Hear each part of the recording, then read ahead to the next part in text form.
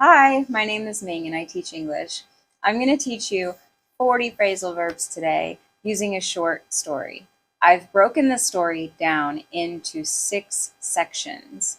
So I'm going to read a section, then I'm going to define the phrasal verbs or the vocabulary in that section, and then I'm going to give you more example sentences using that vocabulary. As always, put your questions in the comments and follow for more content like this. Emily decided that she would make an appearance at her friend's 18th birthday party. She got dressed, put on her makeup, and texted her best friend Maya to see if they could go together. Maya wasn't ready and said she'd be along later. So Emily went ahead and headed out. She didn't have any idea how many people would show up. It turned out that almost her whole high school was there. So to make an appearance somewhere means to go to an event but only stay a short time, just to be polite. I really didn't feel like going out, but I thought I could at least make an appearance. She planned to stop into the wedding party just to make an appearance. He makes appearances at all the meetings, but he never stays very long. So the phrasal verbs for getting dressed are put clothes on, take clothes off. Let me just put some clothes on and we can leave. She's upstairs putting her clothes on now. I just don't want to leave the house today because I don't feel like putting on pants. We use the same phrasal verb for makeup. So we put on and take off clothes and we put on and take off makeup. We also do our makeup. And the formal word is apply makeup. So do makeup, apply makeup, put on makeup, take off makeup. I'll be out in a minute. I'm just going to do my makeup. I always take off my makeup and do my skincare before I go to sleep at night. Would be along or will be along means to arrive, but we can only use it in future tense. So you can't say I am along or I was along. You can only say I will be along, or for example, she said she would be along. He will be along shortly. She said she would be along later, so go ahead and start dinner without her. I'll be along as soon as I take a shower. To go ahead is to proceed, continue. The boss said he would be late. Let's go ahead and start without him. The thing about this phrase, go ahead, is that it can be a little redundant, right? So in this example, we said, go ahead and start the meeting. We could have just said, start the meeting. The meaning is the same. This phrase ends up being overused sometimes by native speakers, and it's used like or like a filler word. So go ahead and do something. Are we going ahead with the plan is a better way to use it, because if you eliminate that phrase, are we going ahead with the plan, the sentence doesn't make sense, right? So it's not redundant in all cases. I went ahead and left even though I wasn't sure that I was making the correct decision. So in that sentence, again, it's redundant. I went ahead and left. I could have just said, I left. So basically there's 2 different ways to use this expression. The first way is like giving permission. If you tell someone, go ahead and do it. Go ahead and buy what you want. You're giving that person permission to buy what they want. Go ahead and do it. There's even like a noun phrase, right? That's the go ahead. So my boss gave me the go ahead on spending money on this project. And the other way is the more redundant way, where it's not really necessary, but it's actually so common that it does not sound strange at all to native speakers. Go ahead and bounce it and just go ahead and dust it, and then you're just gonna go ahead. Unless it's ridiculously overused. In this clip, she is making fun of beauty bloggers who overuse this phrase, go ahead. And we're gonna go ahead with this shade right here, and then we're gonna go ahead. To head out just means to leave. What time are you heading out tonight? Well, it's getting late. We're going to head out. I am heading out of here in December. To show up is to appear or attend something. 200 people showed up at my uncle's funeral. When did you show up? I didn't see you come in. To show up for someone is a little bit different. It means to support them or make time for them. So I always want to show up for my daughter. She wishes her father would have shown up more for her. To show up for yourself means to make choices that prioritize your own needs, like to take good care of yourself. I was drinking a lot recently and not showing up for myself. It could also be like in a psychological way, in a mental health way. So showing up for yourself could be doing things like setting proper boundaries with other people. Turn out. So there are 3 expressions here that are very, very similar. Turn out, end up, and wind up. All of these refer to how a situation ends, and a lot of times it's like unexpected or unplanned. They're used a little bit differently, so pay attention to the structure of the following sentences. At first he seemed nice, but he turned out to be a jerk. He ended up being a jerk. He wound up being a jerk. So wound is the past tense of wind. So wind up, present, wound up, past.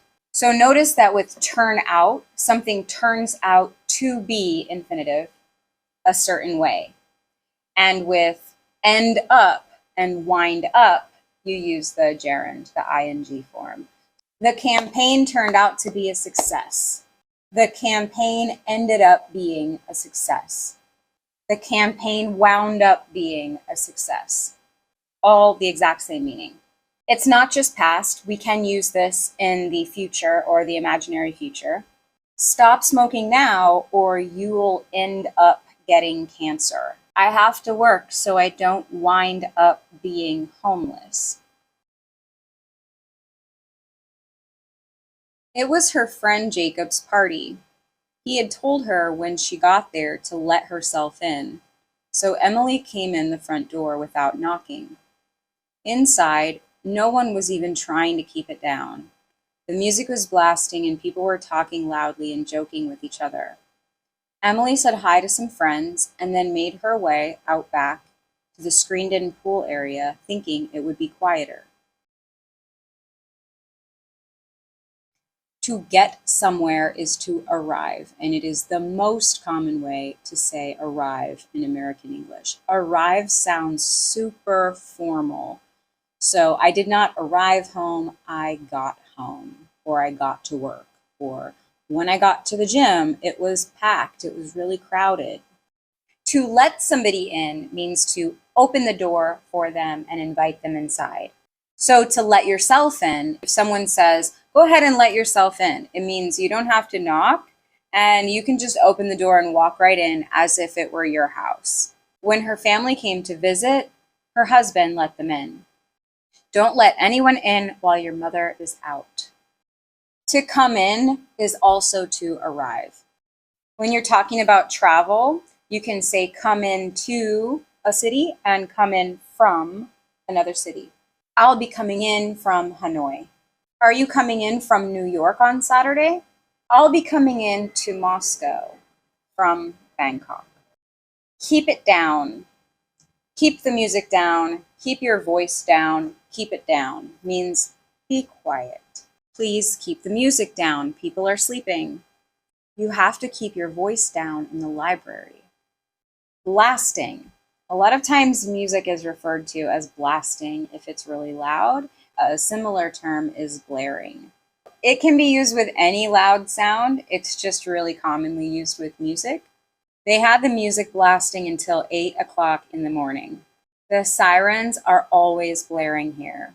So sirens are the sounds from emergency vehicles like the cops, the ambulance, the fire department, right? Sirens are blaring. You can also blast out a message. Marketing is more than just blasting a message out into the world. To make your way means to travel or to go. I'd like to make my way back to Istanbul. He made his way past the church on his morning walk. Depending on the context, this can imply that you are traveling slowly, that you're making stops along the way. When I first started traveling, I started in Japan. And my original plan was to make my way slowly back to the United States. Make my way slowly is travel slowly. So my plan was to stop in various countries, heading in this direction, going back. A different expression that sounds similar is to make your way in the world. It means like find a way to be successful that works for you. She's still a teenager trying to make her way in the world. Out back. Any area behind a building. When we worked at the gym, we had to go out back to smoke. Everyone is out back having a barbecue. If you have land outside your house, like property that is behind your house, is the backyard. So they're in the backyard having a barbecue. A screened-in porch, a screened-in pool, any screened-in area. It's most commonly a screened-in porch or a screened-in pool. But any room enclosed by a screen is going to be a screened-in whatever kind of room it is. Near the pool, a girl named Tawny was showing off for a big group of people. Tawny was always playing around, and she tended to get angry if you didn't play along with her stupid games. Emily hated her, and they sometimes got into fights at school, so she decided to keep her distance. To show off is to act in a boastful way. So like, everybody look at me, I'm super great. Look at me do stuff that's super great. That's showing off. Like little kids doing things to get attention. It's typical for kids to show off. When adults show off, it looks kind of bad. He was drunk and showing off all night. A show off. You can actually use this as a noun as well. So that kid is such a show off. Don't be a show off. To play around, the synonym is mess around. Mess around and play around mean you are playing too much or you're joking too much. You need to stop playing around and focus on your studies. My brother always messes around and gets in trouble. Tend to. So if someone tends to be a certain way or someone tends to do a certain thing, it means regularly act in that manner. So act that way all the time. She tends to get angry when she's criticized, or she tends to be shy. If a thing tends to be a certain way, it means it has these certain traits or characteristics. So government tends to get bigger, not smaller. Phones tend to work more slowly after a few years. Play along is similar to go along. So you're going to act the way that someone expects you to act, or like pretend to agree with them. The locals kept talking to her in French, so she played along like she understood. I decided to play along so that things would go smoothly. Keep your distance means avoid or stay away. He keeps his distance from his toxic family. I keep my distance from people in general, but especially rude people. She looked down for a quick moment to text Maya and find out what time she would be along. And when she looked up, suddenly realized that Tawny had come up to her. Tawny came at her talking shit about not liking the way Emily had looked at her. Come up to someone or go up to someone means approach them, and it is the most common way to say that. It sounds too formal to say approach. So you will always hear Americans say, came up to me, someone came up to me. Or are you going to go up to her? It means, are you going to approach her? Are you going to talk to her? A stranger came up to me and asked me for directions. You can also come up to a place. So he came up to the bar and sat down next to me. She came up and introduced herself. Come at somebody This is slang, so you're only going to use it informally, casually when you're talking with friends. Come at someone means to attack them or confront them. Come at me. There's actually a meme, come at me, bro. If you have seen that meme, that's what it means. When the girl tried to escape, he came at her with a knife. I tried to stand up, but the waves kept coming at me. Don't come at me with your nonsense. When she came at Emily talking shit is also slang and rude. So you're only saying this with friends. Talking shit can mean a couple different things, and you will know by the context. So it can mean to talk nonsense, to talk about nothing. Or it can mean to verbally confront someone, criticize them. And there are two different ways you can use it. You can talk shit to someone. If you're talking shit to me, you are confronting me. You're criticizing me. If we're talking and you're talking shit about someone else, it means you're gossiping about that person. You're criticizing them. Bullies talk shit to you. Fake friends talk shit about you. When I was in Vietnam, I noticed an interesting pattern. The women in Vietnam work a lot. They are taking care of kids and they have jobs and they are working all the time. The men, however, especially the older men, what they do is they sit in the cafes and they drink coffee or beer and they sit with their friends and they talk shit. So I don't necessarily mean they're criticizing each other. I mean they're talking nonsense, right? So they sit and drink and talk shit. They're just talking about nothing. A common expression related to this is talk shit but can't back it up. So if somebody talks shit but can't back it up, it means they're going to criticize you and be aggressive, but they're not willing to fight you. Another expression that's similar is all bark and no bite, right? So this conjures the image of a dog that is barking a lot. All bark and no bite means the same thing. And by the way, both of these expressions are still very common. So somebody talks shit but can't back it up, and oh, don't worry about him, he's all bark and no bite. Emily did not want to fight with Tawny or end up making a scene at Jacob's party, but she was also not one to stand by and let someone go off on her. So she came back at Tawny, telling her to stop messing around and stay away from her. It felt like something stupid was about to go down when Jacob came out and broke it up. And at the same time, thankfully, Maya came in and saw what was going on. So end up, we mentioned before, turn out a certain way, end up a certain way, wind up a certain way. He traveled for a while, but ended up staying in California. If you underestimate your enemy, you will end up losing. Be careful about dating writers. You might end up in their books.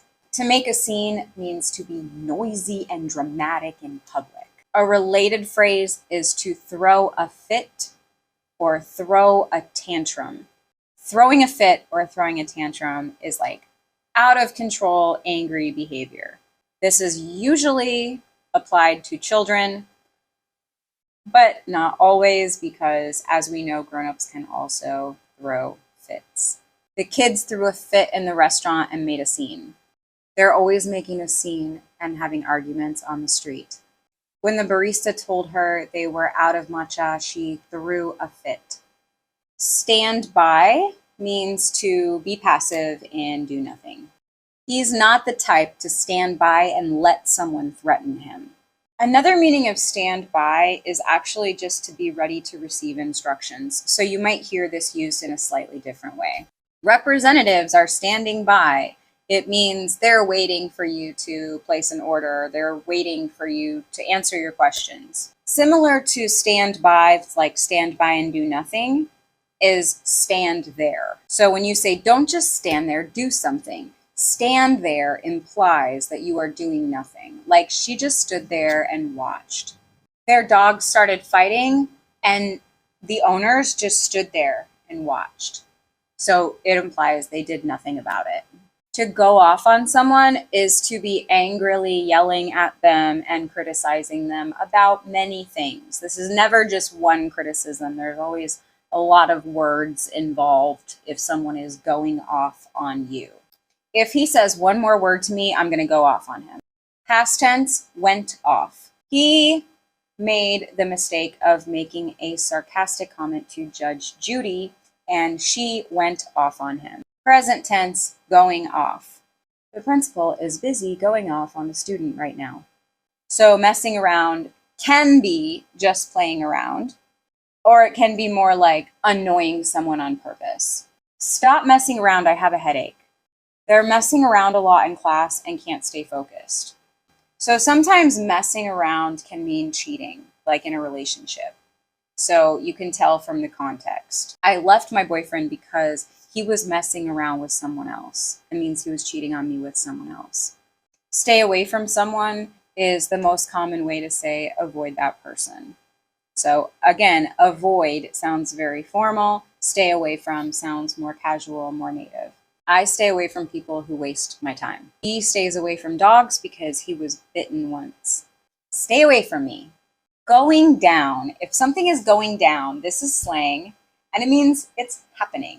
Especially something intense. Like it can be good or bad, but it's something like unusual or special. You might hear it about a fight, about making a scene in public, or about a really big party. Something new and different. You wouldn't say everyday stuff is going down. Shit's about to go down is a very common expression, and it means something crazy is about to happen, or there's going to be some kind of trouble.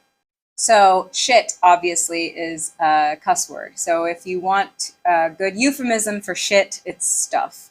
So when stuff used to go down between my mom and dad, I used to leave and go to my neighbor's house. So when stuff used to go down is like when they used to fight. I used to go to my neighbor's house. Going down is similar to going on, right? In that both of these phrases mean happening. So someone could ask you what's going on. Someone can also ask you what's going down. And my favorite, because everyone uses it and nobody knows what it means, what have you been up to? What's been going on? What have you been up to? What's new? What's going down? These are important phrases to know because they are super commonly used by native speakers to ask you, what have you been doing lately? What's new in your life? I want to go through some common ways to answer these questions. If you don't want to tell them anything, you can always say, not much. How about you? Or something dismissive, like same shit, different day. Another way is you can tell them what you've been doing, and you use the present perfect progressive. So I have been studying, I have been working, I have been, and you can also say adjective, right? I have been sick lately. So describe the situation. Our dog just died. I just won the lottery and now I'm famous. How you do not answer this question is fine. They are not asking you, how are you? They're asking you, what are you doing with your life lately? So fine is a really weird answer. Don't do that. About to happen means going to happen now. What's about to happen is I'm about to break down these phrasal verbs. I'm going to do it now. I was about to leave the bar when my favorite song came on. She's about to leave her husband. To break up a fight means to physically get in there and separate the people fighting. When they started fighting in the street, a neighbor came out and broke it up. The cops couldn't break up the riots because there were too many protesters. She came over to Emily and they headed inside together. A few minutes later, Tawny was heading out looking salty. Jacob had kicked her out. Emily was relieved that Tawny was gone and happy that Maya ended up showing up. Now she felt like maybe she could just kick back and enjoy the party. Maybe the night would turn out pretty chill after all. So to head in or head inside means to go inside. Oh, it's starting to rain. Let's head inside. It was too hot out, so they headed in. Head out, like we said before, just means to leave, right? So Tawny headed out looking salty. Salty is a slang word. It's an adjective, and it means that you are upset about something, but you're upset about something petty or trivial, like you're upset about something small. Don't be salty. Let's just have a good time together. Why are you always so salty? Kick someone out. When you kick somebody out, you force them to leave. You can kick them out of your house, kick them out of a public place, kick them out of a restaurant, kick them out of a club. If your parents kick you out of the house, it means you have to leave your home and go find another place to live. You can get kicked out of an institution. If you're kicked out of high school, it means you are expelled. You cannot come back. She got kicked out of the bar for running her mouth, for talking shit. His parents kicked him out after they found out he was doing drugs. Kick back. To kick back is to relax. I want to be able to kick back on weekends, but now I have to work. They're on vacation, so they're kicked back doing nothing. Pretty chill. So maybe the night would turn out to be pretty chill after all. To be chill is to be cool, right? So maybe she would end up having a nice night after all. This job is pretty chill. Like, I don't have very much stress. Oh, that movie was pretty chill. I met a new girl last night. She's super chill. So pretty is used as an adjective to mean like fairly or moderately something. So pretty chill is like, yeah, like to a good degree, like fairly chill, fairly cool, fairly relaxed, pretty cool, pretty bad, pretty nice, pretty funny, pretty happy. Okay, so here's an opportunity to practice your listening. I'm going to read the story from start to finish. If you want to test yourself, turn off the subtitles and see how much you can understand. Pay special attention to any words that you just learned. By the way, if you like learning with shorter videos, give me a follow on TikTok. Emily decided that she would make an appearance at a friend's party. She got dressed, put on her makeup, and texted her best friend Maya to see if they could go together. Maya wasn't ready and said she'd be along later. So Emily went ahead and headed out. She didn't have any idea how many people would show up. It turned out that almost her whole high school was there. It was her friend Jacob's party. He had told her when she got there to let herself in. So Emily came in the front door without knocking. Inside, no one was even trying to keep it down. The music was blasting and people were talking loudly and joking with each other. Emily said hi to some friends and then made her way out back to the screened-in pool area, thinking it would be quieter. Near the pool, a girl named Tawny was showing off for a big group of people. Tawny was always playing around, and she tended to get angry if you didn't play along with her stupid games. Emily hated her, and they sometimes got into fights at school. So she decided to keep her distance. She looked down for a quick moment to text Maya and find out what time she would be along, and when she looked up, suddenly realized Tawny had come up to her. Tawny came at her talking shit about not liking the way Emily had looked at her. Emily didn't want to fight with Tawny or end up making a scene at Jacob's party, but she was also not one to stand by and let someone go off on her. So she came back at Tawny, telling her to stop messing around and stay away from her. It felt like something stupid was about to go down when Jacob came out and broke it up. And at the same time, thankfully, Maya came in and saw what was going on. She came over to Emily and they headed inside together. A few minutes later, Tawny was heading out looking salty. Jacob had kicked her out. Emily was relieved that Tawny was gone and happy that Maya had ended up showing up. Now she felt like maybe she could just kick back and enjoy the party. Maybe the night would turn out pretty chill after all. So that's it. How did you do? If you have any questions, you can ask me in the comments. And if you want to see more content like this, hit the subscribe button. Bye!